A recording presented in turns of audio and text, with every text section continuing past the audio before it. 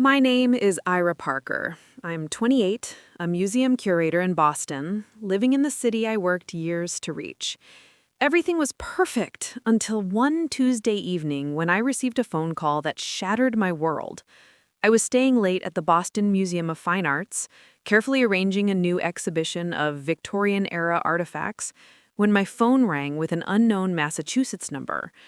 Before we jump back in, tell us where you're tuning in from, and if this story touches you, make sure you're subscribed, because tomorrow I've saved something extra special for you. Is this Ira Parker? The voice asked, formal and cold. Yes, this is she, I replied, not looking up from the delicate porcelain vase I was positioning. This is attorney James Morrison from Morrison & Associates. I'm calling regarding the sale of the property at 47 Elm Street in Salem. The closing happened yesterday, and there are some documents that require your signature as... My hands froze. The vase nearly slipped from my grip. I'm sorry, what sale? That's my grandmother's house. There was a pause. Ma'am, according to our records, the property was transferred to Stephanie Parker under the terms of Rose Parker's will. The sale to the new buyers was completed yesterday afternoon. My heart hammered against my chest. That's impossible. My grandmother Rose she's... But even as I tried to form the words, something cold settled in my stomach. When was the last time I'd spoken to Grandma Rose? It had been months since she'd returned my calls. Ma'am, I'm sorry for your loss. If you have questions about the estate, I'd recommend contacting your family. The line went dead. I stood there in the empty museum gallery, surrounded by centuries-old treasures, feeling like my entire world had just collapsed. Grandma Rose's Victorian house on Elm Street wasn't just property to me, it was my childhood. Every summer, from age 6 to 18, I'd spent months there, learning about antiques and family history. Rose had promised me that house, told me it would be mine someday to carry on the family legacy. With shaking hands, I dialed my parents' number. Ira, sweetheart! My mother Linda's voice was too bright, too cheerful. How lovely to hear from you.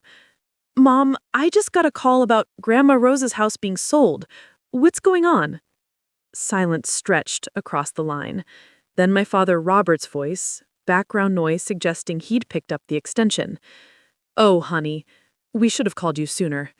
Should have called me about what? My voice cracked.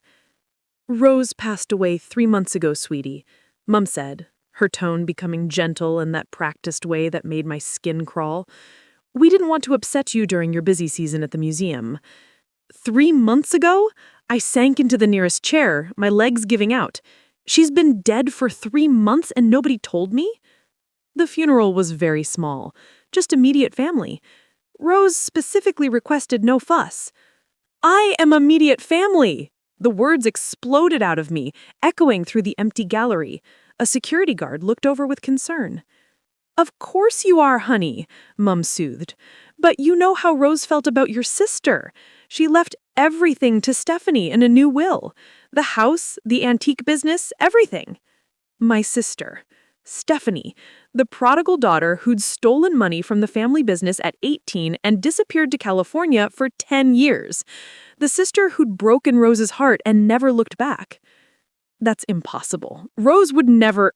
I know it's hard to accept, but Rose felt that Stephanie had matured.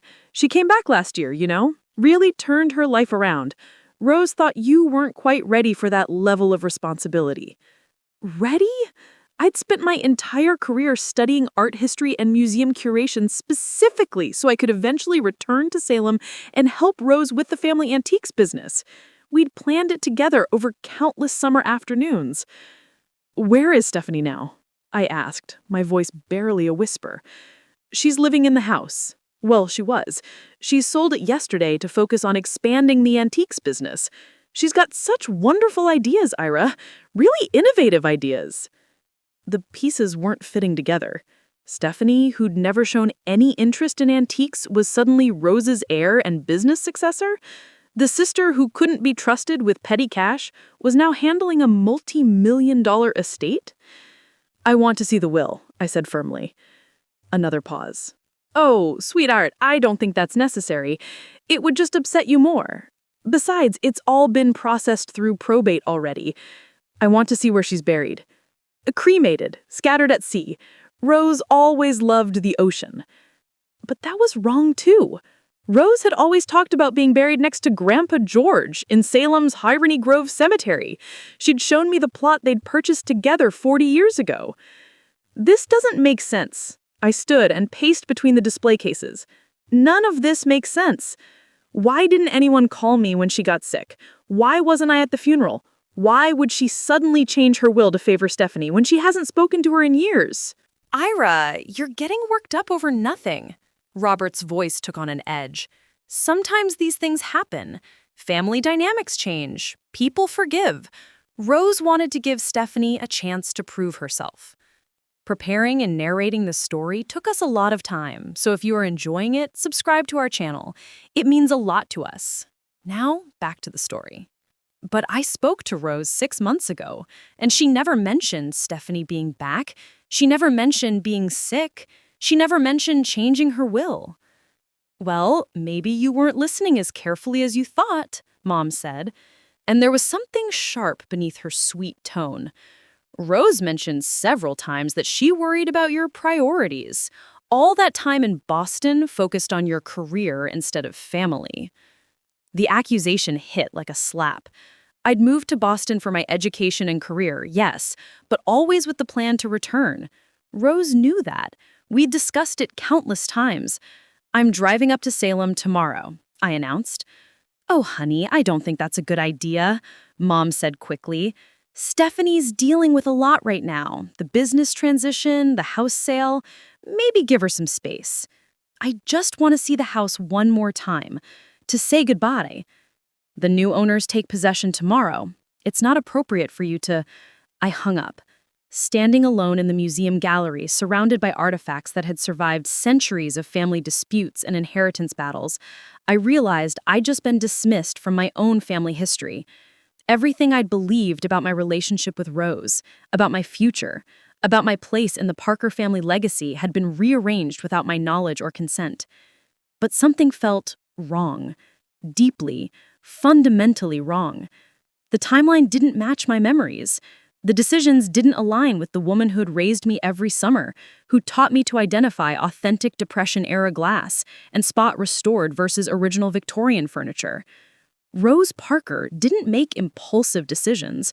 She didn't cut people out of her life without explanation, and she certainly didn't trust Stephanie with anything more valuable than lunch money. I grabbed my purse and headed for the parking garage. Salem was only 30 minutes north, and I needed answers. The house might be sold, but I was going to see it one last time. I was going to find out what really happened to Rose Parker. Because the woman my parents described, forgiving, impulsive, willing to abandon me for Stephanie, wasn't the grandmother I knew. If my family thought they could erase me from this story, they were about to learn how wrong they were. I barely slept that night, my mind racing through years of memories, searching for signs I might have missed. By 6 a.m., I was in my car heading north on Route 1 towards Salem, my hands gripping the steering wheel so tightly my knuckles ached. The October morning was crisp, the trees along the highway blazing with fall colors that should have been beautiful, but felt like they were mocking me. 47 Elm Street looked exactly the same from the outside. The same weathered Victorian with its distinctive turret and wraparound porch, the same climbing roses that Rose had tended for decades, the same slate walkway where I'd learned to ride my bike. But something felt different. Wrong. A brand new BMW sat in the driveway. Through the front windows, I could see furniture that definitely wasn't Rose's. Antique pieces, modern sectional sofa, glass coffee table, sleek entertainment center. My heart clenched. Where were Rose's treasures? The hand-carved dining set? The Persian rugs? The grandfather clock that had chimed away my childhood summers? I knocked on the front door. The same door I'd run through countless times without knocking because this was my second home. The woman who answered made my breath catch. "Ira!" Stephanie's smile was perfect, practiced. She looked incredible. Designer clothes, professional highlights in her blonde hair, makeup that probably cost more than I spent on groceries in a month. This wasn't the wild, reckless sister who'd left Salem in disgrace 10 years ago. What a wonderful surprise! She pulled me into a hug that felt like being embraced by a stranger. She smelled expensive, some perfume I couldn't identify. I heard about the house sale, I said, trying to keep my voice steady. I wanted to see it one more time. Of course. Come in, come in. She stepped aside, but I noticed she didn't invite me to sit down. I'm so glad you came by.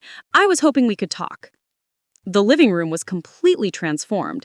Gone were Rose's antique furniture pieces, replaced by this modern setup that looked like it came from a high-end furniture showroom.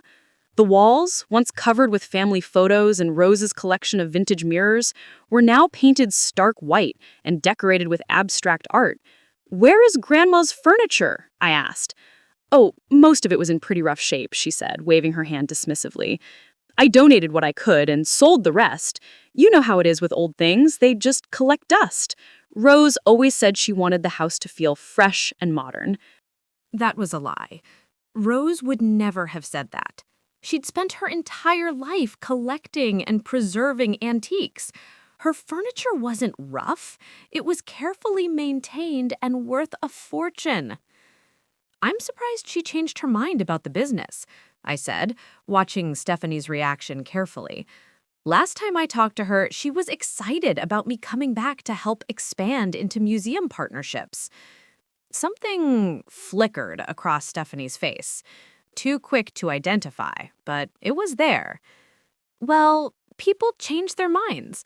Rose started having some memory issues toward the end. Got confused about conversations, mixed up details. The doctor said it was early dementia. Dementia? Rose had been sharp as a tack 6 months ago when I'd last spoken to her. We'd had a long conversation about a Civil War-era writing desk she was considering purchasing for the shop. "When did the dementia start?" I pressed. "Oh, about a year ago, right around when I came back from California." Stephanie moved toward the kitchen, clearly wanting to change the subject. "Can I get you coffee? I just got this amazing espresso machine." I followed her into the kitchen, which had also been completely renovated. The warm, honey-colored cabinets Rose had loved were gone, replaced by stark white modern units. The farmhouse table where Rose and I had shared countless meals was nowhere to be seen. "The house looks so different," I said. "I know, right? I wanted to honor Rose's memory by making it feel alive again, instead of like a museum." Stephanie busied herself with the espresso machine, clearly expensive and barely used. Rose was actually excited about the changes. She said it was time to let go of the past. Another lie. Rose Parker lived for the past. She'd built her entire business on preserving history, on understanding the stories behind old objects. The idea that she'd want to let go of the past was ridiculous. "I'm surprised she didn't want me at the funeral," I said quietly. Stephanie's hand paused on the espresso machine. "It wasn't that she didn't want you there. She just knew how busy you were with your museum work. She didn't want to burden you." "Burden me? She was my grandmother. I loved her." "Of course you did. But love isn't always enough, is it?" She turned to face me, and her expression had changed. The warm, fake smile was gone, replaced by something colder. Rose needed someone who could be present, someone who wasn't too caught up in their own career to visit regularly. The accusation stung, because there was a grain of truth to it. I had been busy. I hadn't visited Salem as often as I should have. But Rose understood. She'd been proud of my work at the museum. I seemed fine when I talked to her in April. April? That's strange. Rose couldn't really hold phone conversations by April. The dementia had progressed pretty significantly by then. My blood went cold. I remembered that April conversation vividly. Rose had called me excited about an estate sale in Marblehead, asking my opinion about whether she should bid on a collection of Staffordshire pottery. She'd been completely lucid, completely herself. Maybe you're misremembering, Stephanie continued. Grief can do that, you know. Make us think conversations happened differently than they did. I studied my sister's face. The expensive highlights, the perfect makeup, the designer clothes. Business must be doing well if you can afford all this renovation work. Rose left me well positioned. Plus, I had some savings from California. I did pretty well out there. But I remembered the frantic phone calls from my parents 3 years ago. Stephanie in debt, Stephanie with gambling problems, Stephanie asking for money to pay off dangerous people. If she'd done well in California, why had she needed to come crawling back home? The neighbors must have been surprised about Rose's death. She was so active in the community. Something shifted in Stephanie's expression again. Actually, Rose had become pretty reclusive in her final months. The dementia, you know. She didn't really want visitors. I walked to the kitchen window and looked out at the Hendersons' house next door. Mrs. Henderson had been Rose's closest friend for 20 years. They had coffee together every Tuesday morning. I should stop by and see Mrs. Henderson while I'm here. I'm sure she's grieving too. Oh, the Hendersons moved, downsized to a senior community in Florida, right around when Rose passed, actually. I turned back to my sister. All of them? Even Tom? Tom Henderson is only 50 and runs a successful contracting business in Salem. Well, Tom stayed, but he's been traveling a lot for work. Haven't seen much of him. I walked back toward the living room, my mind spinning. Mrs. Henderson moving to Florida without saying goodbye to Rose? Rose becoming reclusive when she'd been one of the most social people I knew? A dementia diagnosis that didn't match my memories of our conversations? In the living room, I stopped in front of where Rose's piano used to stand. She played it every evening, old hymns and show tunes that drifted through the house like comfort itself. Where's the piano? Donated to the church, Stephanie said. Rose said she wanted it to bring joy to others. But Rose's piano wasn't just any piano. It was a 1920 baby grand Steinway that had belonged to her mother. Rose would never have donated it to anyone. She'd promised it to me, actually, along with the house. I should get going, I said, suddenly feeling like I couldn't breathe in this transformed space. The new owners are probably anxious to move in. Actually, they're not moving in until next month, Stephanie said. I negotiated a leaseback agreement so I could finish getting the business affairs in order. So she was still living here, still playing house in Rose's home, while selling off the family legacy piece by piece. As I walked toward the door, I noticed something that made my heart skip. On the hallway table, the one piece of Rose's furniture that remained, sat a small silver picture frame I recognized. But the photo inside was new. It showed Stephanie and Rose together, both smiling, both looking healthy and happy. Rose was wearing the blue cardigan I'd given her for Christmas 2 years ago. When was this taken? I asked, picking up the frame. Stephanie glanced over and smiled. Last Christmas. Rose insisted on taking photos that day. She said she wanted to remember all the good times we'd had together since I came back. But something was wrong with the photo. Rose looked too healthy, too vibrant for someone who'd supposedly been battling dementia, and the background showed the living room as it was now. Modern furniture, white walls, not as it had been when Rose lived here. I really need to run, Stephanie said, suddenly urgent. I have a meeting with the business attorney this afternoon. So much to sort out with the transition, you know? She walked me to the door, her hand on my back, guiding me out. As I reached my car, she called after me. Ira, I hope you understand that Rose made these decisions out of love. She wanted what was best for the family legacy. Sometimes that means making hard choices. I drove away feeling like I had been visiting a museum exhibit titled The Life Rose Parker Never Lived. Everything was wrong. The timeline, the furniture, the explanations, even that photograph. But I needed proof, not just suspicions. As I pulled onto Route 1 heading back to Boston, I made a decision. I wasn't going to accept this story. I was going to find out what really happened to Rose Parker, even if it meant discovering that my own family had been lying to me about everything. Because the woman I just talked to wasn't the grieving sister honoring our grandmother's memory. She was someone wearing Stephanie's face, living in Rose's house, and selling a story that didn't match the Rose Parker I knew and loved my entire life. The investigation started now. I didn't drive straight back to Boston. Instead, I parked at a coffee shop on Federal Street in Salem's downtown and pulled out my laptop. My hands were shaking as I opened it, but my mind felt clearer than it had since yesterday's phone call.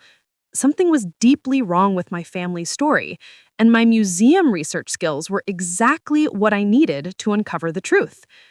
I started with the basics: Massachusetts death records. The state database showed Rose Parker, born March 15th, 1938, died July 18th of this year. Cause of death listed as natural causes, age 85. But when I looked at the filing date, my stomach dropped. The death certificate was filed on July 20th, but it showed it was amended on August 15th. Why would a death certificate need to be amended a month after filing? Next, I searched probate records. Rose's will was filed in Essex County Probate Court on July 22nd, 4 days after her supposed death. The document was 18 pages long, far more complex than anything Rose would have needed for her relatively straightforward estate. When I downloaded the PDF, what I saw made my blood cold. The will was dated January 15th of this year, allegedly signed in the presence of 2 witnesses I'd never heard of, Marcus Webb and Patricia Stone. The notary was someone named Donald Fisher from a law office in Peabody I'd never heard Rose mention. But Rose had used the same attorney, Harold Morrison, for 30 years. Why would she suddenly switch lawyers? I pulled out my phone and called Harold Morrison's office. Morrison and Associates, this is Janet. Hi, this is Ira Parker. I'm calling about my grandmother Rose Parker's estate. I believe Mr. Morrison handled her legal affairs? There was a pause. Hold on, let me check. Yes, Mr. Morrison did work with Mrs. Parker for many years. I'm so sorry for your loss. Thank you. I'm trying to understand some details about her final will. Did she come in to update it this year? Another pause, longer this time. I'm sorry, but I can't discuss client confidentiality issues. However, Miss Parker, perhaps you should speak with Mr. Morrison directly. He's been concerned about some irregularities. Can you come in this afternoon? Aira, my dear, he said, standing to embrace me. I'm so terribly sorry about Rose, and I'm sorry about the circumstances surrounding her estate. What circumstances? He gestured for me to sit, then pulled out a thick file folder. Rose Parker was my client for 31 years. In all that time, she never made a legal decision without discussing it thoroughly with me first. She was methodical, careful, and deeply protective of the family business she'd built. My heart began to race. But she didn't discuss the new will with you.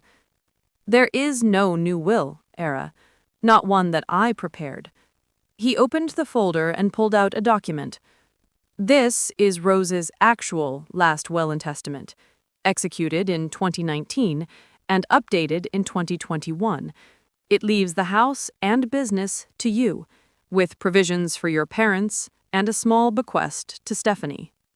I stared at the document, seeing my name clearly listed as primary beneficiary.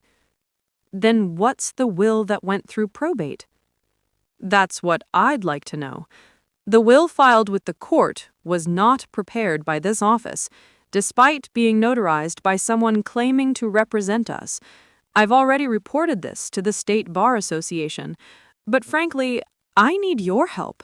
As the legitimate beneficiary, you have standing to contest the fraudulent will. But Rose died of natural causes. The death certificate shows she died at Sunrise Manor Care Facility. Harold finished. But Aira, I spoke with Rose on July 10th. She was concerned about some financial irregularities in the business accounts and wanted me to investigate. She was sharp, lucid, and very much alive. She was supposed to come in on July 23rd to discuss what we'd found. My head was spinning. Harold, my family told me Rose had dementia, that she'd been declining for months. His eyebrows shot up. Dementia? Rose Parker's mind was clearer than mine most days. She called me regularly about business matters right up until July 10th. If she had dementia, I'm the Queen of England. I pulled out my phone and showed him the photo I'd seen at the house. Stephanie and Rose together, both smiling with the modern furniture in the background. He studied it for a long moment, then looked up at me gravely. Aira, this photo was taken in that house as it looks now, correct? Yes. Stephanie said it was from Christmas. But look at Rose's clothing. That's a summer blouse, and she's holding what appears to be a glass of iced tea. This wasn't taken in December. He was right. I'd been so focused on Rose looking healthy that I'd missed the obvious seasonal inconsistencies. Harold leaned forward. I think you need to speak with someone who might have more answers. Carol Williams called me yesterday asking about the estate. She's been trying to reach Rose for months. Carol Williams, Rose's business partner and best friend. I should have thought to call her immediately.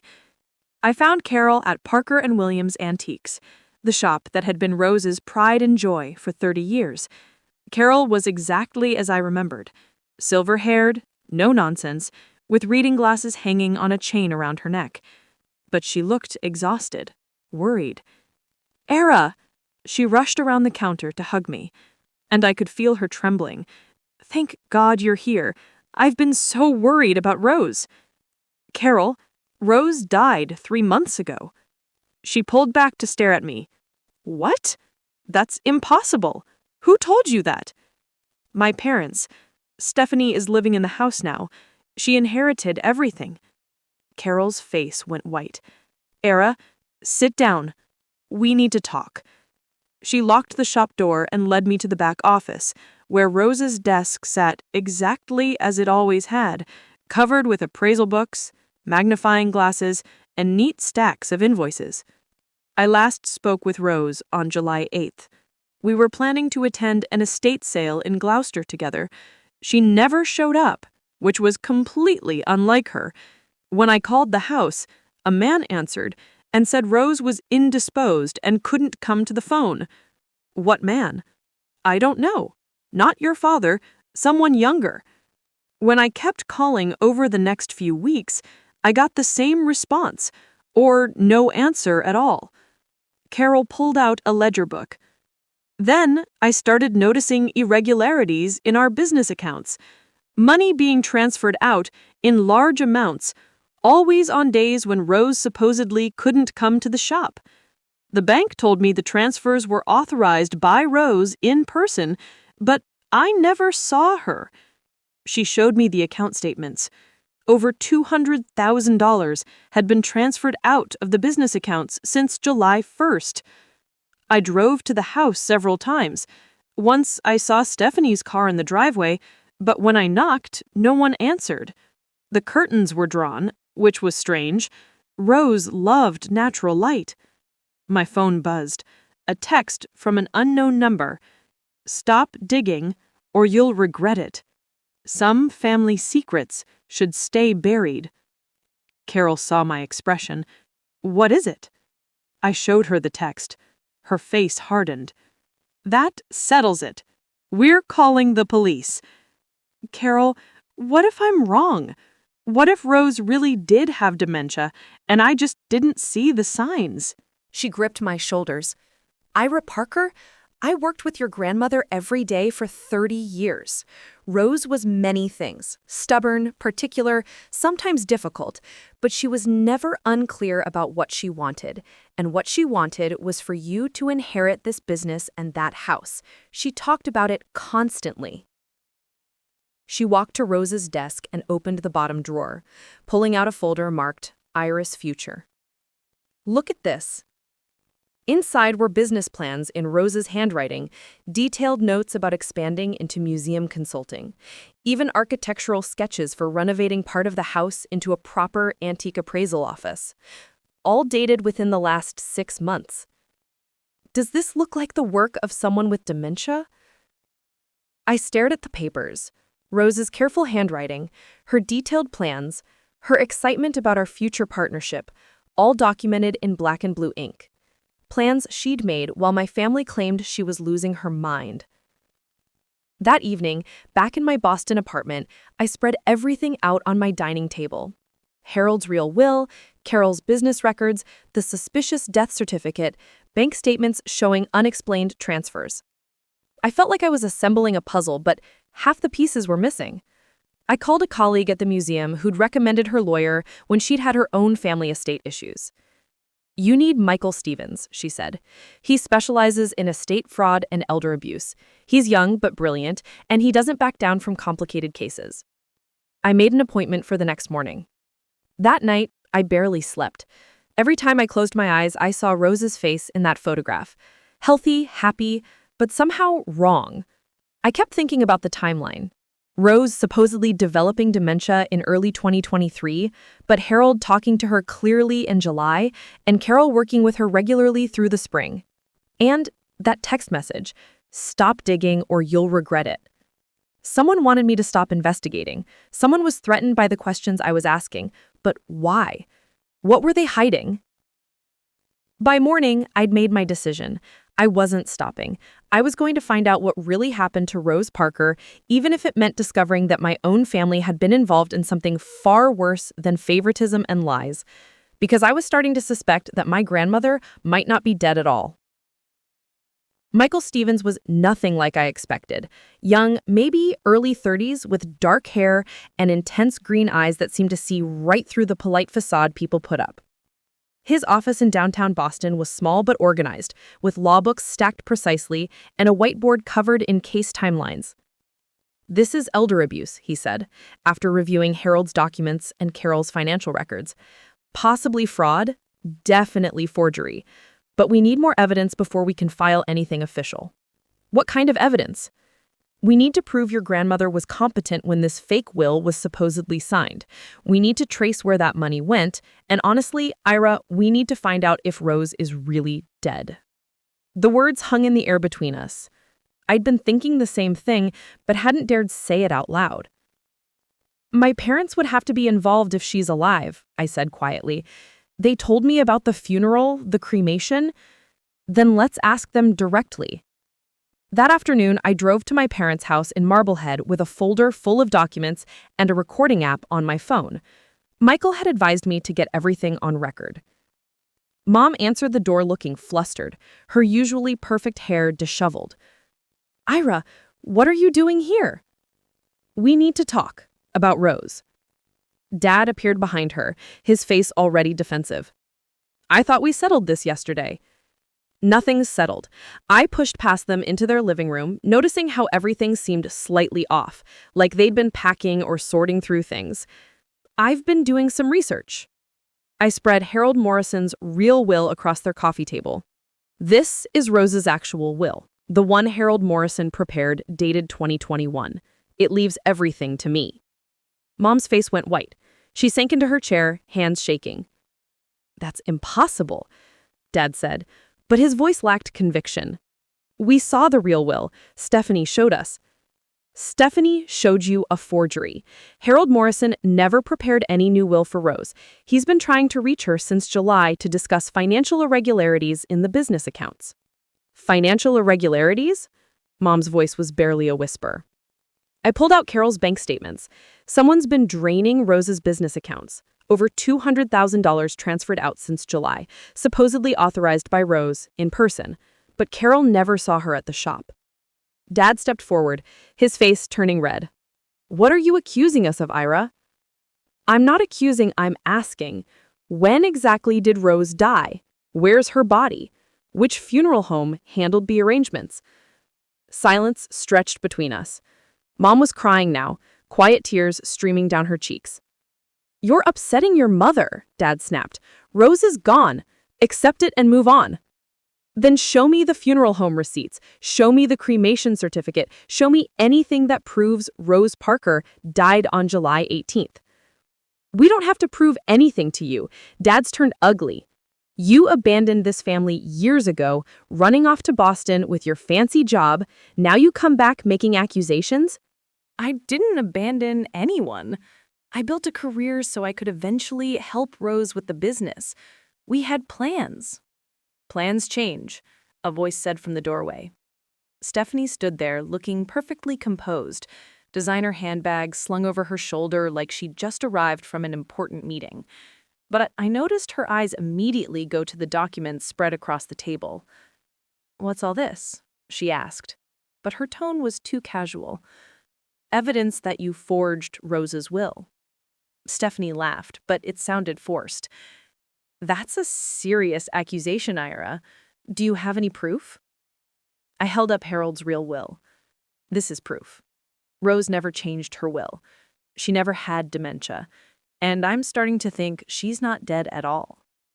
The room went completely silent. I watched their faces carefully. Mom's guilty tears, Dad's angry defensiveness, Stephanie's calculating stare.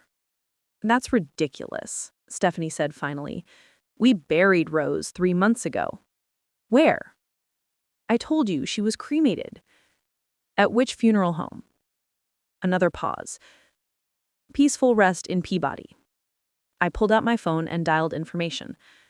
"Peaceful Rest Funeral Home in Peabody, please?" "What are you doing?" Dad demanded. The phone rang twice before someone answered. "Peaceful Rest, how may I help you?" "Hi, I'm calling about Rose Parker. She was supposedly cremated there in July. Hold please while I check our records. I'm sorry, we have no record of anyone by that name." I hung up and looked at my family. No record. Mom broke down completely then, sobbing into her hands. "I can't do this anymore. I can't keep lying." "Linda, don't," Dad warned. "She's our daughter," Mom screamed at him. "She deserves to know the truth." Stephanie moved quickly across the room. "Mom, you're upset. Let me handle this." "What?" I stood up, my heart pounding. "What truth?" "Rose is alive," Mom whispered. The words hit me like a physical blow. I sank back down onto the couch, my legs suddenly weak. "Where is she?" "Sunrise Manor, but Aira, she's not well. The dementia is real. She doesn't recognize us anymore." "You're lying." But even as I said it, hope was flooding through me. Rose was alive. "She's not lying about that part," Stephanie said, her mask finally slipping. "Rose has been declining rapidly. The doctors say she has maybe 6 months left. I did this to protect the family assets." "You did this to steal them." "I did this to save them." Stephanie's voice turned sharp. "Rose was incompetent, making bad decisions, talking about leaving everything to you when you haven't been here. Someone had to step up and protect what our family built. By forging legal documents? By doing what needed to be done." Stephanie's eyes were cold now, all pretense gone. "And now you're going to stop this investigation and accept reality. Rose is dying. The assets are secure. The family legacy is protected. Under your control. Under competent control." I stood up, gathering the documents. "I want to see her. I want to see Rose." "That's not possible," Dad said quickly. "She's in the memory care unit. No visitors allowed." "We'll see about that." I headed for the door, but Stephanie grabbed my arm. Her grip was surprisingly strong. "Aira, think carefully about your next move. You start making legal accusations, this becomes a very public, very messy family scandal. Is that what you want? Rose's reputation destroyed? The business empire she built torn apart in court battles?" I looked down at her manicured hand on my arm, then back up at her perfectly made-up face. "Let me go." "I'm trying to protect you too. Walk away now and you can still have a relationship with this family. Keep digging and you'll destroy everything Rose cared about. I jerked my arm free. Rose cared about truth and justice and me. Rose is dying, Stephanie said quietly. Don't make her last months more difficult than they have to be. I left without another word, but I could feel their eyes on me as I walked to my car. As I drove away, I called Michael Stevens. She's alive, I said when he answered. Rose is alive, and they've been lying about everything. Michael met me at Sunrise Manor at 8 a.m. the next morning, armed with legal documents and a determination that matched my own. The facility was a sprawling complex on the outskirts of Salem, modern and expensive-looking, but somehow cold.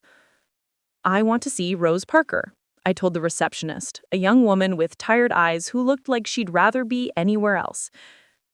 I'm sorry, but Mrs. Parker is in our secured memory care unit. Only approved family members can visit, and we need 24-hour advance notice. I'm her granddaughter.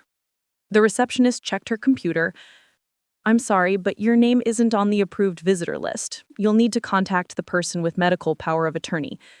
Who has power of attorney? Stephanie Parker. Of course. I looked at Michael, who stepped forward. I'm Mrs. Parker's attorney. I need to verify her condition for legal purposes. He handed over his business card and a document that looked official. This is time-sensitive. The receptionist hesitated, then picked up her phone. Let me get the administrator. Richard Hayes was exactly what I expected from someone running a barely legal operation. Smooth, nervous, with sweaty hands and eyes that wouldn't quite meet mine. He appeared 15 minutes later, looking like he'd rather be dealing with anything else. Mr. Stevens, I understand you're representing Mrs. Parker's interests, but we have very strict protocols. Are you keeping her against her will? Michael's voice was sharp. Of course not. Mrs. Parker is here because her family felt it was the best place for her condition. She has advanced dementia and requires specialized care. I want to see her medical records. That would require a court order. Michael smiled, but it wasn't friendly. Then I'll get one. But first, I'd like to speak with her attending physician. Hayes shifted uncomfortably. Dr. Taylor is, currently unavailable. When will she be available? I'm not sure. She's been out sick. I watched this exchange with growing suspicion. Everything Hayes said sounded rehearsed, like he'd been preparing for this conversation. Mr. Hayes, I said, when was the last time my grandmother had visitors? Well, her daughter Stephanie visits regularly, and her son-in-law Robert comes by occasionally. What about other visitors, friends, business associates? Hayes consulted his clipboard, though I suspected it was for show. Mrs. Parker hasn't requested any other visitors. Because she can't, or because she hasn't been allowed to? Because her condition makes social visits challenging. Michael leaned forward. Mr. Hayes, I'm going to be very clear. If Mrs. Parker is being held here without proper legal authority, if her medical condition has been misrepresented, or if she's been prevented from communicating with the outside world, you're looking at criminal charges. Elder abuse, false imprisonment, fraud. The color drained from Hayes's face. We followed all proper procedures. Then you won't mind if we verify that with the state licensing board. Please, Hayes said quickly, let me call Dr. Taylor. Maybe she can come in this afternoon. No, I said firmly. We'll wait. I want to see my grandmother now. Hayes looked trapped. He excused himself to make a phone call, and I could hear him speaking in urgent, hushed tones through his office door. Michael grabbed my arm. He's panicking. That's good for us. When Hayes returned, his entire demeanor had changed. I've spoken with Dr. Taylor. She'll meet with you at 2 p.m. In the meantime, she's authorized a brief visit with Mrs. Parker. My heart started racing. After months of being told Rose was dead, then being told she was too sick to see me, I was finally going to see her. The memory care unit required a security code to enter. Hayes led us through several locked doors down a hallway that smelled like disinfectant and sadness. The walls were painted cheerful colors, but somehow it felt more like a prison than a home. Mrs. Parker has good days and bad days, Hayes explained as we walked. Today is not one of her better days. She may not recognize you. He stopped at room 247 and knocked gently before opening the door. Rose, you have visitors. The woman sitting by the window was definitely my grandmother, but she looked frailer than I remembered, thinner, older. She was wearing a simple blue dress and staring out at the garden with vacant eyes. Grandma Rose? She turned slowly, and for a moment there was no recognition in her face. My heart broke a little. It's me, Ira, your granddaughter. Something flickered in her eyes, and she tilted her head slightly. Ira? Yes, it's me. She studied my face for a long moment, then looked at Hayes with what I could only describe as contempt. I told you she would come, she said clearly. I told you my Ira would find me. Hayes looked shocked. Mrs. Parker, you're having a good moment. I'm having a clear moment, Rose corrected, her voice gaining strength. There's a difference.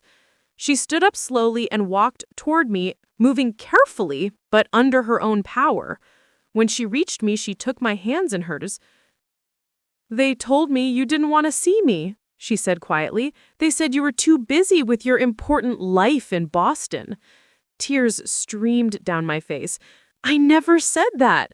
I've been trying to find you for days. I thought you were dead. Rose's eyes sharpened and she looked directly at Hayes. Did you tell her I was dead? Mrs. Parker, you're confused. I am not confused. Rose's voice carried the authority I remembered from my childhood. I know exactly what's been happening here, and I know exactly who's been paying you to keep me isolated. Hayes backed toward the door. I should get Dr. Taylor. You should get a lawyer, Rose said calmly, because when my granddaughter and I are finished exposing this conspiracy, you're going to need one. The moment Hayes left the room, Rose's entire demeanor changed.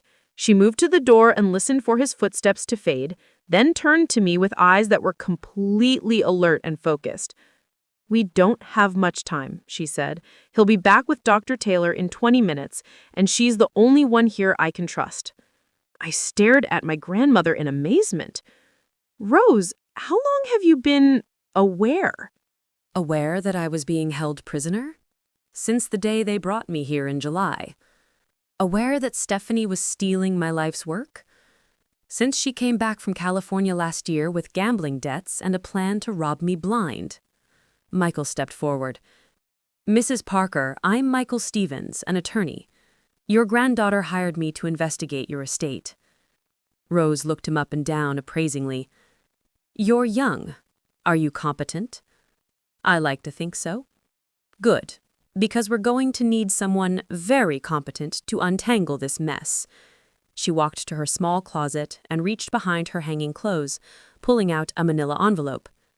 They search my room regularly, but they never look thoroughly. She handed me the envelope. Inside were photocopied bank statements, handwritten notes, and what appeared to be correspondence between Stephanie and Richard Hayes. I've been documenting everything, Rose explained. Every bribe Hayes took, every forged signature, every lie they told to keep me here. But the dementia diagnosis is fake.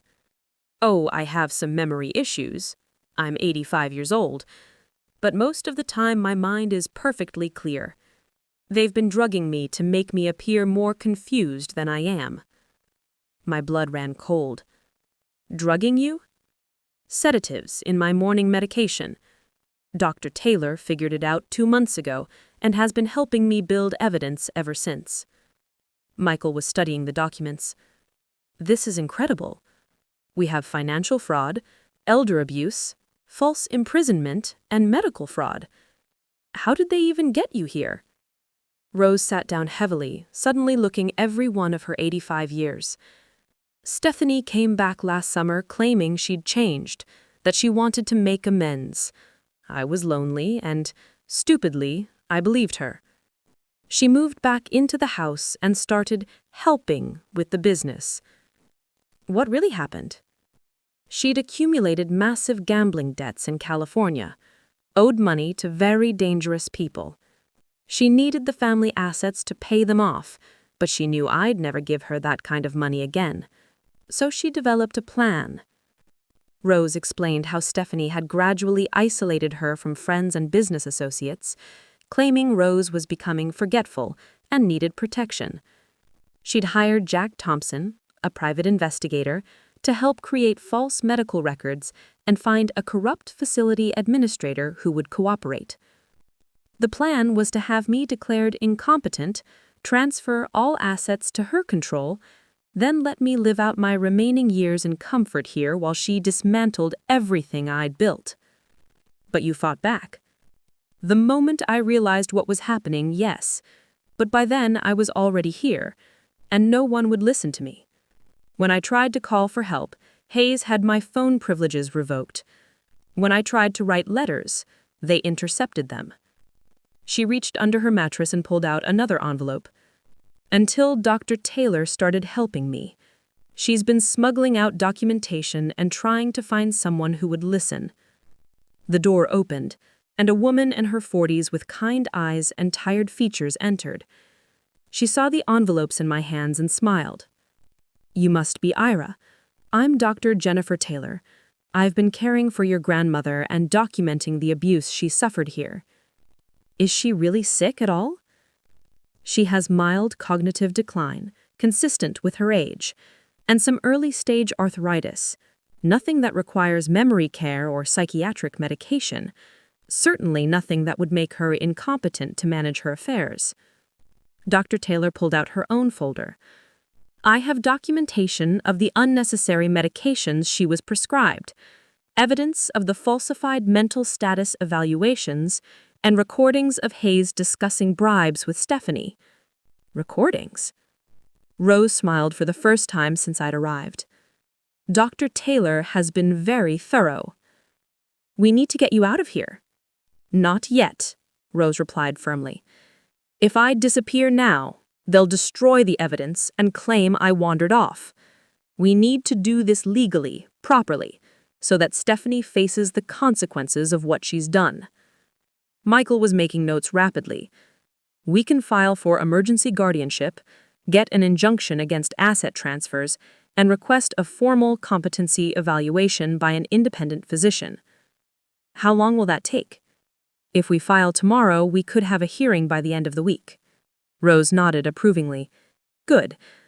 But there's something else you need to know. The house sale. It hasn't actually gone through yet. Stephanie was stalling the closing until she could liquidate more of the business assets." Hope flared in my chest. "So we can still stop it?" "If we move fast enough." Dr. Taylor checked her watch. "Hayes will be back soon with backup. We need to wrap this up." Rose gripped my hands tightly. "Ira, I need you to be strong for what comes next. When this gets out, it's going to destroy our family. Your parents are going to have to choose between supporting Stephanie's lies and admitting they were complicit in elder abuse." "I know. And Stephanie isn't going to go down quietly. She's desperate, and desperate people do dangerous things." As if on cue, we heard footsteps in the hallway. Dr. Taylor quickly gathered her documents while Rose returned the evidence envelopes to their hiding places. "Remember," Rose whispered as Hayes appeared in the doorway with 2 orderlies, "I love you, and I'm proud of you, and I trust you to see this through to the end." Hayes looked suspicious, noting our red eyes and the way we were positioned around the room. "How did the visit go?" "Fine," I said, standing, "though I'm concerned about my grandmother's care here." "Mrs. Parker receives excellent care." "I'm sure she does." I kissed Rose's forehead. "I'll see you soon, Grandma." As we left, Rose called after us, "Ira, Tell Carol I said the Staffordshire collection is worth more than she thinks. She'll know what that means. In the parking lot, Michael was already on his phone with his assistant, starting the legal process. I sat in my car feeling a mixture of relief, anger, and determination. Rose was alive. She was sharp. She'd been fighting back all along. Now it was time to finish what she'd started.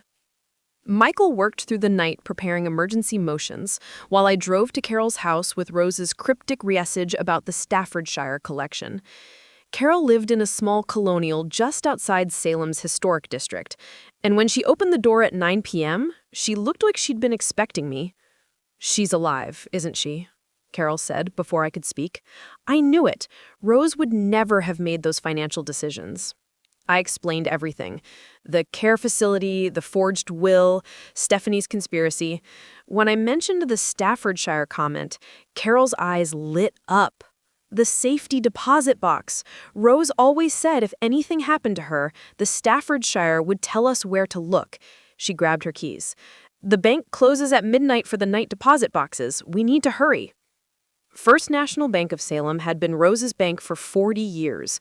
Carol had co-signatory access to the business safety deposit box, a detail that had apparently escaped Stephanie's notice. Inside, we found Rose's real will, original business partnership documents, and something that made my blood run cold, a recorded conversation between Stephanie and someone named Tony, discussing Rose's accident if the legal route didn't work. "She was planning to kill her?" Carol whispered. "She was planning to let her die," I read, Rose's handwritten notes. The medication they were giving her, it was slowly causing organ failure. That night, Michael filed emergency motions with Essex County Superior Court, immediate injunction against all asset transfers, emergency guardianship petition for Rose, and a request for criminal investigation into elder abuse. By morning, Stephanie's ability to access any of Rose's accounts was frozen. The call came at 7 a.m. Stephanie's voice was controlled, but I could hear the fury underneath. "You have no idea what you've done. Those people I owe money to don't care about legal injunctions. If I can't pay them, Rose dies. You die. The whole family pays. Are you threatening me?" "I'm explaining reality. Drop the legal action, let me liquidate enough assets to cover the debts, and everyone walks away alive." I hung up and immediately called the police to report the threat. But Detective Martinez arrived. To take my statement, he brought disturbing news. Jack Thompson, the private investigator, he came forward this morning, says he's been working for your sister but wants to cooperate with our investigation. Thompson met us at Michael's office that afternoon. He was a big man with gray hair and tired eyes who looked like he carried the weight of bad decisions. I thought I was helping with a standard estate planning case. He said Stephanie hired me to document her grandmother's declining mental state, said the family needed evidence for medical care decisions. "When did you realize it was fraud?" "When she asked me to forge the witness signatures on the will. I refused, but she'd already paid someone else to do it." He pulled out a folder. I kept copies of everything, including recorded conversations where she discussed permanent solutions if the legal route didn't work. Michael and I exchanged glances. Permanent solutions? She was researching untraceable drugs that could cause heart failure in elderly patients, made contact with someone at the care facility who could administer them without suspicion. My stomach churned. Richard Hayes. Hayes was just the administrator. There's a night nurse named Patricia Stone who's been helping with the medication fraud. She was supposed to escalate Rose's treatment if the will got challenged. The pieces were falling into place. Patricia Stone, one of the fake witnesses on the forged will. "Why are you coming forward now?" Michael asked. Thompson looked ashamed. "Because I looked into your grandmother's history. She's not some confused old lady. She built a legitimate business empire from nothing, employed dozens of people, supported community charities for decades. What Stephanie is doing isn't just theft, it's destroying something that mattered. Plus, Stephanie stopped paying me 3 weeks ago.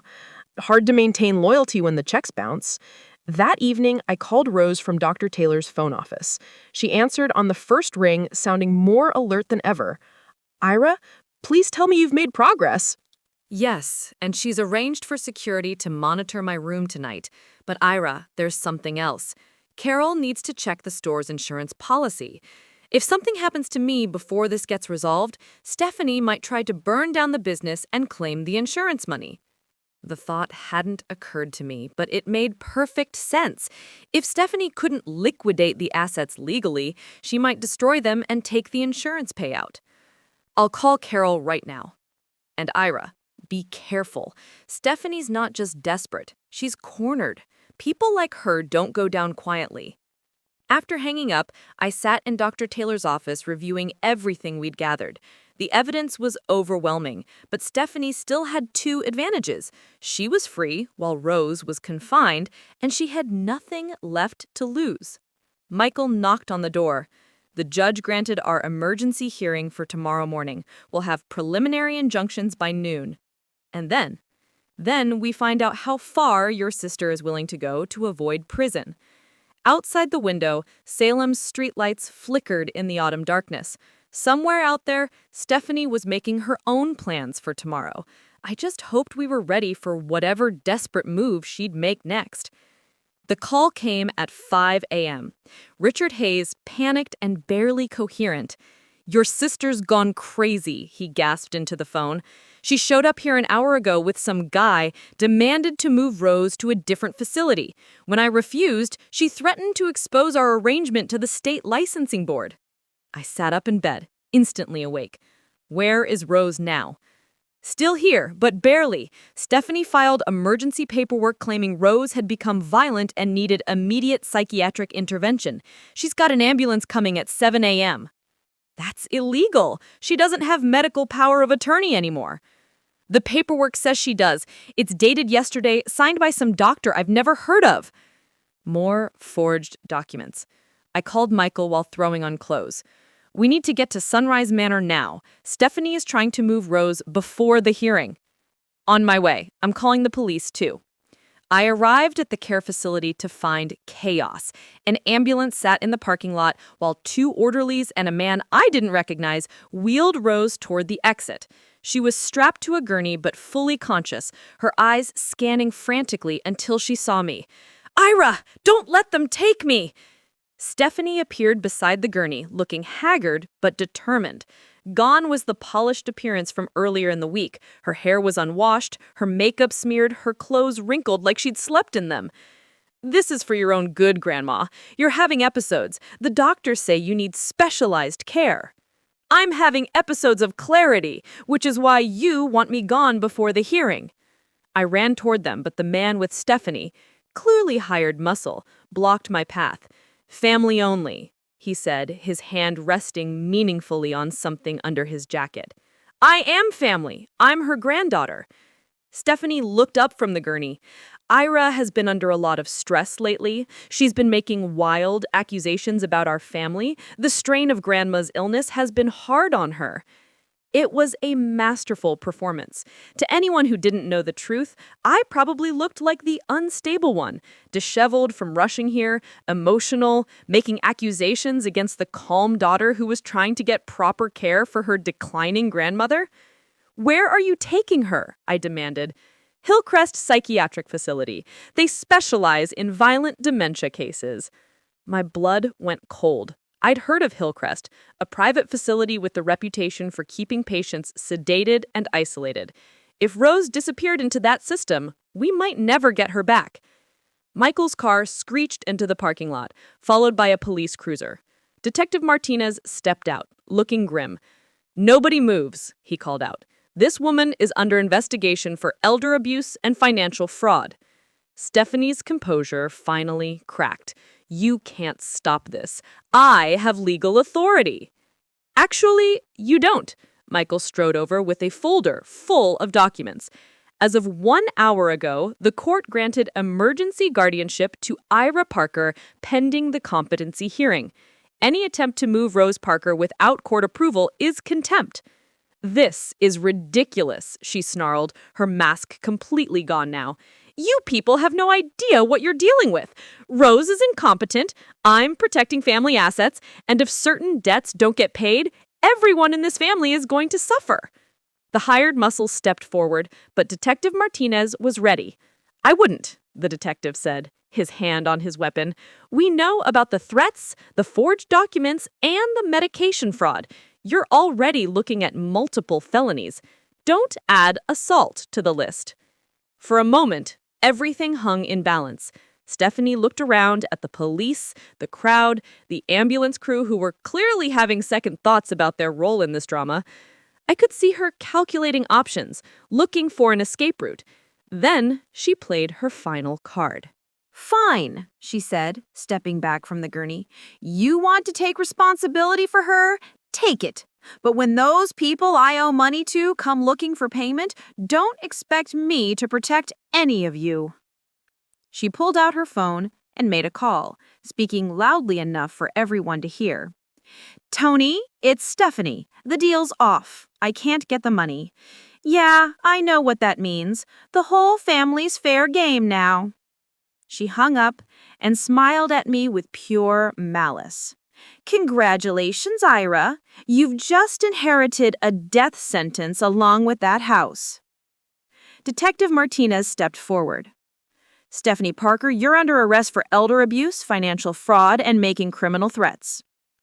As the handcuffs clicked into place, Stephanie laughed bitterly.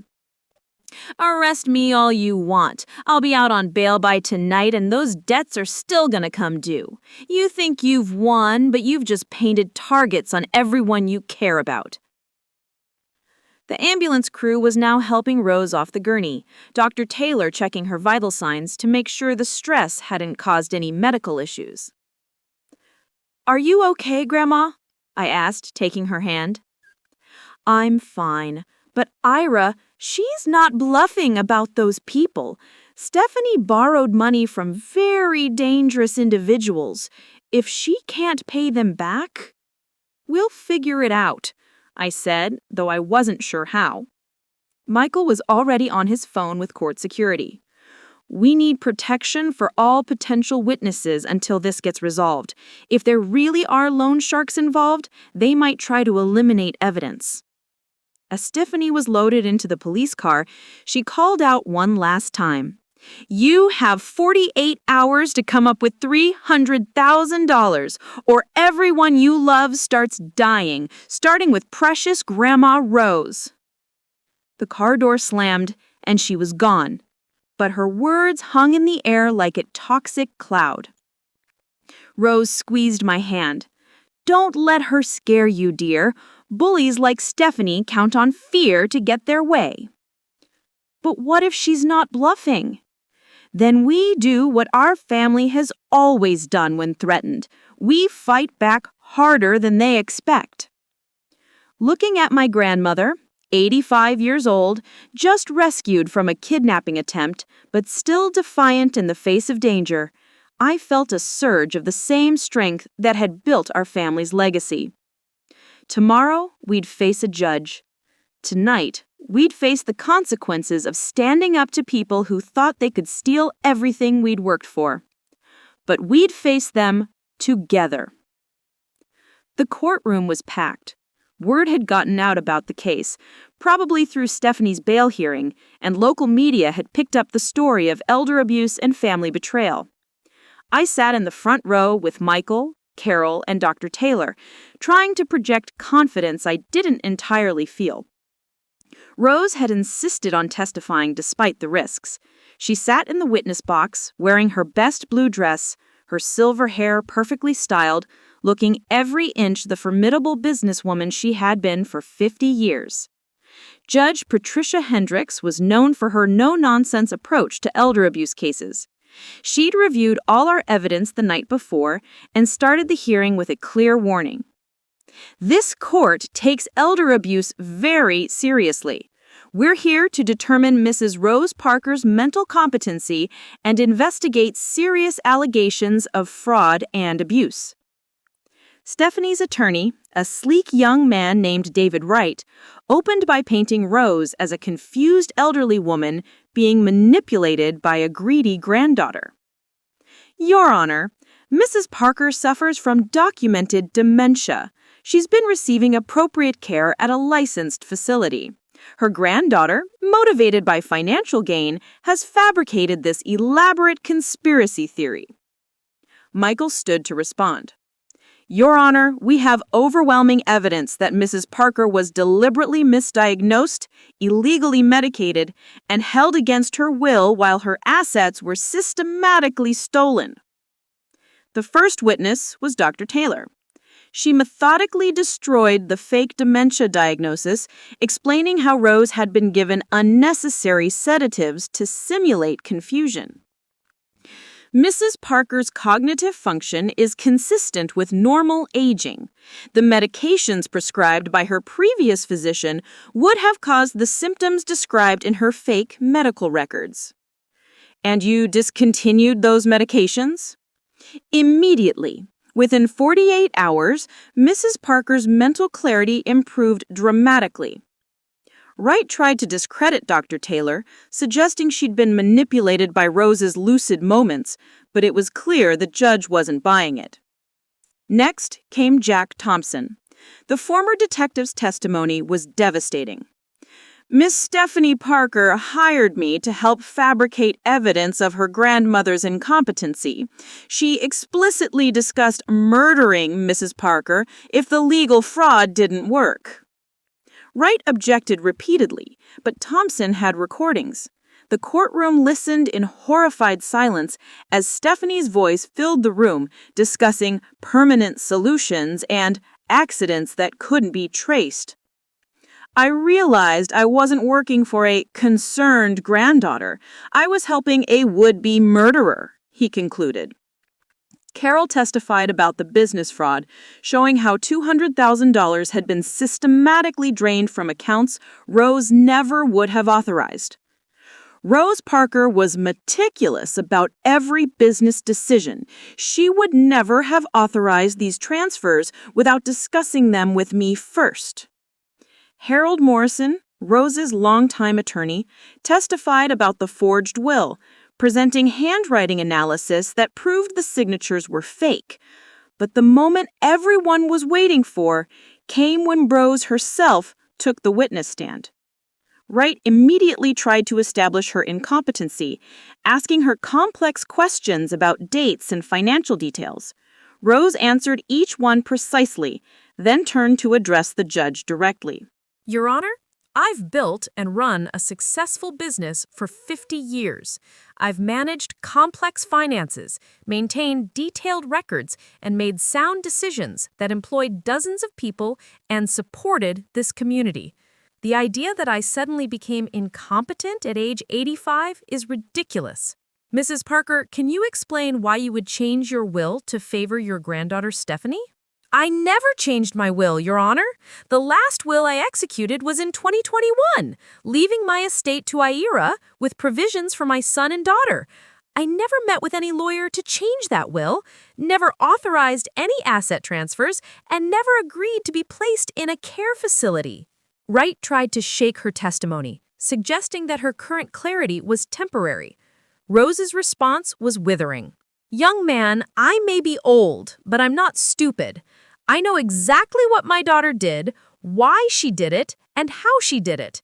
I've been documenting her crimes for months while pretending to be the confused old woman she needed me to be. She reached into her purse and pulled out a small recorder, including this conversation I recorded with Richard Hayes 3 days ago. The recording was damning. Hayes clearly explaining how Stephanie had paid him to falsify Rose's medical records and keep her isolated from family and friends. The judge called a recess to review the evidence. When court reconvened, her decision was swift and decisive.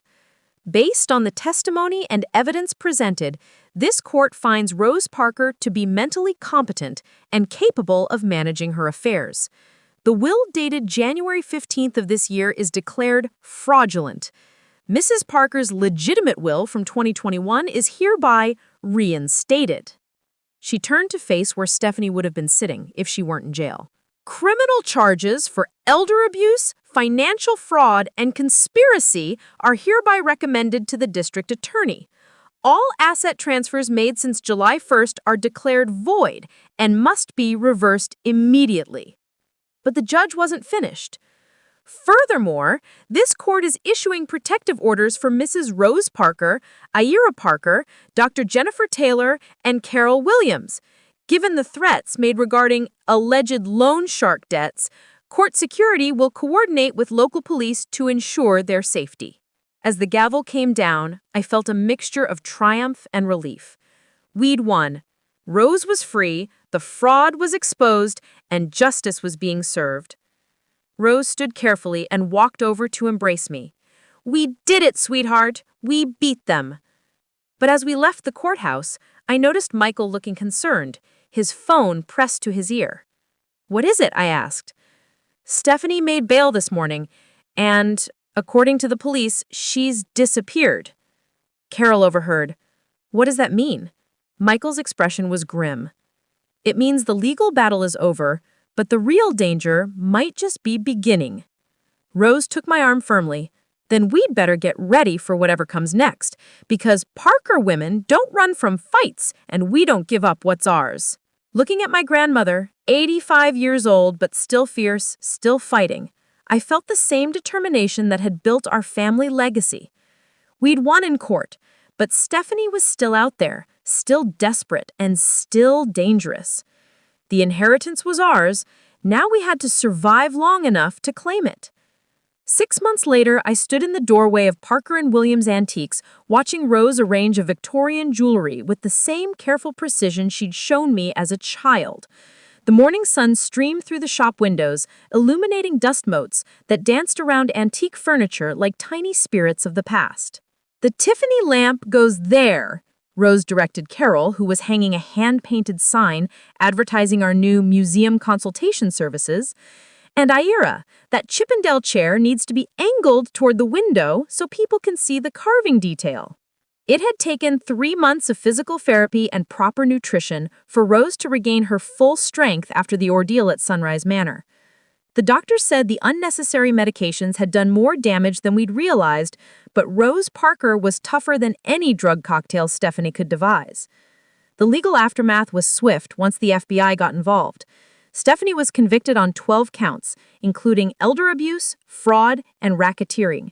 She received 15 years in federal prison, long enough to ensure Rose would live out her remaining years in peace. Richard Hayes got 5 years and lost his medical facility license. Patricia Stone, the night nurse who'd been drugging Rose, got 3 years and permanent loss of her nursing certification. Jack Thompson had been granted immunity for his cooperation and was now working as a legitimate private investigator, helping other families navigate elder abuse cases. He stopped by the shop occasionally to check on Rose, who'd forgiven him with characteristic grace. "People make mistakes," she told me. "What matters is whether they try to make things right." My parents had chosen their side, and it wasn't mine. Linda and Robert had testified on Stephanie's behalf during sentencing, claiming she'd been under extreme stress and that the family should have done more to help her. They'd asked the judge for leniency, describing Stephanie's gambling addiction as a disease that required treatment, not punishment. They hadn't spoken to me since the trial. "Any regrets?" Michael asked, appearing in the shop doorway with coffee and pastries from our favorite Salem bakery.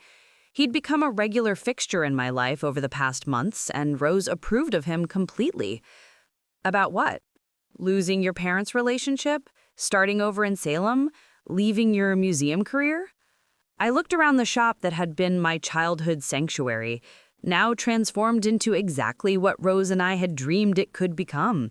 We'd expanded into authentication services for other museums, created educational programs for local schools, and established a scholarship fund for students studying art history and preservation. "I didn't lose my parents," I said. "I discovered who they really were. There's a difference." Rose looked up from her jewelry display. "Ira learned something important about family, didn't you, dear? That blood doesn't always mean loyalty? That real family is the people who choose to stand by you when things get difficult, not the people who abandon you the moment it's convenient." Carol finished hanging the sign and stepped back to admire her work. "Speaking of family, we should probably discuss expanding again. I got 3 more calls yesterday from museums wanting authentication services." It was true. Word had spread through the antiquing community about our successful exposure of the forged will and fraudulent documents. Museums and private collectors were seeking out Parker and Williams for verification services, knowing we had both the expertise and the integrity to provide honest assessments. Maybe we should hire another appraiser, I suggested. Maybe we should train another Parker, Rose said with a meaningful look at Michael. He laughed, but I noticed he didn't dismiss the idea entirely. We'd been talking about his interest in estate law and how it intersected with antique preservation. Dr. Taylor stopped by around noon, as she did every week. She'd left Sunrise Manor after testifying against Hayes and now worked at Salem Hospital's geriatric care unit. She and Rose had become genuine friends, bonded by their shared experience of fighting institutional corruption. "How's our star witness doing?" Dr. Taylor asked, giving Rose a hug. "Thriving, as you can see. And you? Any word on the nursing home reform bill?" Dr. Taylor's testimony had sparked a state investigation into elder care facilities across Massachusetts. New regulations were being implemented to prevent the kind of abuse Rose had suffered. It passed committee yesterday, should be law by Christmas. As the afternoon wore on, I found myself reflecting on the journey that had brought us here. 6 months ago, I thought I'd lost everything. My grandmother, my inheritance, my family's love. Instead, I'd discovered strength I didn't know I possessed and built the life I'd always wanted. The shop door chimed and a young woman entered with a Victorian music box asking about authentication. As I examined the intricate marquetry work and explained its probable origin, I saw Rose watching with pride. Later, as we closed up for the day, Rose took my arm as we walked to our respective cars. She had something for me. She pulled a small, wrapped package from her purse. Inside was a simple silver locket, tarnished with age. It belonged to my grandmother and her grandmother before that. It's meant to be passed down to the woman who carries on the family legacy. I opened the locket. Inside was a tiny photograph of a woman I'd never seen, but who had Rose's determined eyes and stubborn chin. "That's Margaret Parker, your great-great-grandmother. She started the first version of this business in 1892, selling refinished furniture from her kitchen table." What happened to her? She built something that lasted. She chose integrity over easy money, family loyalty over social acceptance, and truth over comfortable lies. Sound familiar? I fastened the locket around my neck, feeling the weight of generations of strong women who'd faced their own challenges and emerged victorious. "The house is ready whenever you want to move back," Rose said. "I've had it completely renovated, not like Stephanie's modern nonsense, but properly restored to honor its history while making it livable for a new generation." I'd been staying in my Boston apartment, commuting to Salem daily while we rebuilt the business. But Rose was right. It was time to come home completely. "What about you?" "I'm moving into the cottage behind the shop, close enough to help with the business, far enough to give you privacy when that young lawyer of yours finally proposes." "Rose! I'm 85, dear. I've earned the right to speak my mind about everything, including your love life." As I drove back to Boston that night, I thought about family legacy and what it really meant.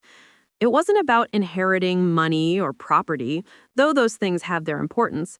It was about carrying forward the values that mattered: honesty, integrity, the willingness to fight for what's right, even when it costs you everything.